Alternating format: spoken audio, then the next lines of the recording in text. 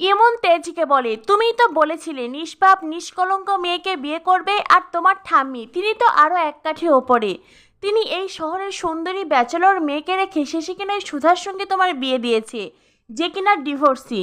আর তুমিও সুধাকে বিয়ে করে নিলে, তাও আবার লুকিয়ে লুকিয়ে। এখন ওই সুধার মতন মিডল ক্লাস বেহেন্দ্রির সঙ্গে তোমাকে সারাটা জীবন কাটাতে হবে তেজ। আমি বুঝতে পারছি তুমি সারাটা জীবন কতটা কষ্ট পাবে।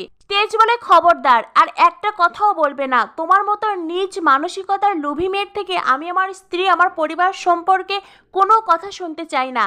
একটা কথা সবসময় মাথায় রাখবে, তেজ বসু মল্লিক তোমাকে রিজেক্ট করেছে, আর সুধার সিঁথিতে সিঁদুর দিয়েছে। অগ্নি সাক্ষী রেখে সুধাকে বিয়ে করেছে। আর শুধু এই জন্ম নয়, আগামী 7 জন্ম আমি সুধার সঙ্গেই কাটাতে চাই। ইমন বলে, আমি জানি তেজ তুমি আমাকে রাগানোর জন্যই এই কথাগুলো বলছো। এখনো তুমি আমাকেই প্রচণ্ড ভালোবাসো। তোমার হৃদয় জুড়ে শুধু একটাই নাম, আর সেটা হলো ইমন। তুমি আমাকেই ভালোবাসো তেজ। তা না হলে এই শহরের এত ইভেন্ট ম্যানেজমেন্ট কোম্পানি থাকতে তুমি কেন আমার কাছে এসেছিলে? কেন আমাকেই তোমার বিয়ের দায়িত্ব দিয়েছিলে? আমি বলছি তেজ, তুমি আমাকে জেলাস করতে চেয়েছিলে, আর এটাই ভালোবাসা, একেই ভালোবাসা বলে। তেজ, আমি তোমায় বলছি, তোমার কাছে যেমন এই বিয়ের কোনো দাম নেই, আমার কাছে তেমন এই বিয়ের কোনো দাম নেই। তাই আমি আবারও তোমার সঙ্গে জীবন কাটাতে চাই। তোমার সঙ্গে থাকতে আমার কোনো অসুবিধে নেই। থাকুক না ওই সুধা, থাকুক তোমার বাড়িতে তোমার বউ হয়ে, কিন্তু এখানে তুমি আর আমি আমাদের সম্পর্কটাকে আবারও বুঝে নেব। এই বলে এমন তেজকে জড়িয়ে ধরে।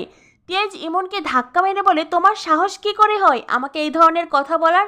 কি ভেবেছো আমি তোমার মতো নিজ মানসিকতার লোভী ছেলে?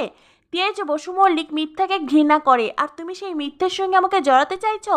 দেখো এমন, আমি তোমার সঙ্গে তোমার মতন মেয়ের সঙ্গে একটা কথাও বলতে চাই না। তুমি ভিডিওটা আমাকে দিবে কিনা বলো, বাড়িতে আমার স্ত্রী আমার জন্য অপেক্ষা করছে। এমন তেজকে বলে, আমি তোমাকে কোনো ভিডিও দেব না। তেজ তখন পেন ড্রাইভ দুটি হাতে নেয়। ইমন বলে, তুমি কি ভেবেছো পেন ড্রাইভ দুটি হাতে পেয়ে ভেবেছো তুমি জিতে গেছো?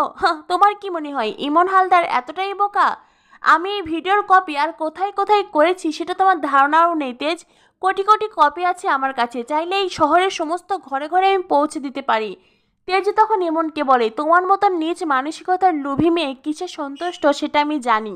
এই বলে তেজ লাগেজ ভর্তি টাকা ইমনের সামনে মেলে ধরে, আর ইমন সেই টাকাগুলোর দিকে তাকাতেই তার চোখ মুখ যেন লোভে চকচক করে ওঠে।